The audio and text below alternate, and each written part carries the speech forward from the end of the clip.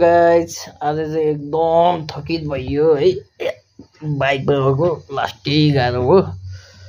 यहाँबाट चाहिँ आज हामी ट्याक्कै 10 बजे निस्केको।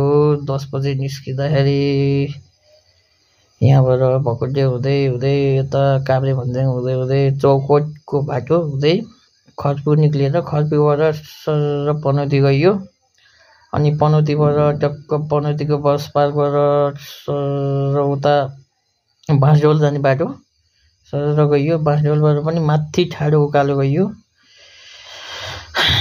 गइयो मजाले गइयो। तर लास्टै गाह्रो भयो, हिँडाइमा पर्यो। सबै बाटो बिग्रिरहेछ। बाइकमा जाँदा पनि गाह्रै भयो आज। त्यस्तै भयो, अब के गर्नु। अनि फेरि फर्किँदा पनि त्यही बाटो आइयो। त्यही बाटो भन्नाले यो शङ्खु हुँदै हुँदै यता नौबुद्धको बाटो ठाडो उकालो आइयो। ठाडो उकालोबाट सर माथिल्लो हटियाबाट सर ऐसली चोर झऱ्यो। ऐसली चोरबाट दलसिङेबाट भकुन्जे आइयो। भकुन्जेबाट आज घर आइपुग्यो। जे होस् थकाइ चाहिँ लाग्ने रहेछ बाइकमा हिँड्दाखेरि, धेरै गाह्रो हो। आँखा दुख्नेहरू भन्दा नि हावाले, चिसो हावा है, घाम पनि खासै लागेको थिएन। रमाइलो भयो। जे होस् ओके बाई।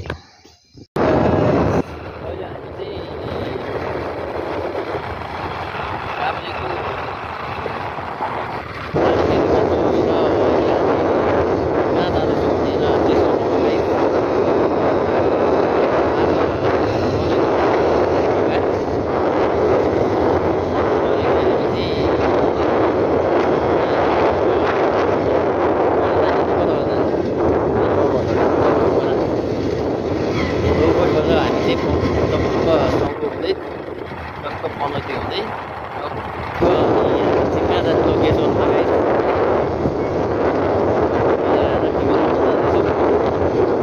बसका ठुलो मम्मीको अन्तिम बसै हो आजको।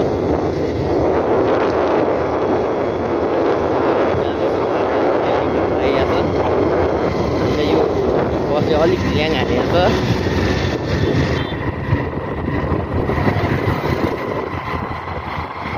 रमाइलो ठाउँ छ। हामी अहिले देउराली आइपुग्नु भयो। बतासे डाँडा भन्ने ठाउँ। गाइस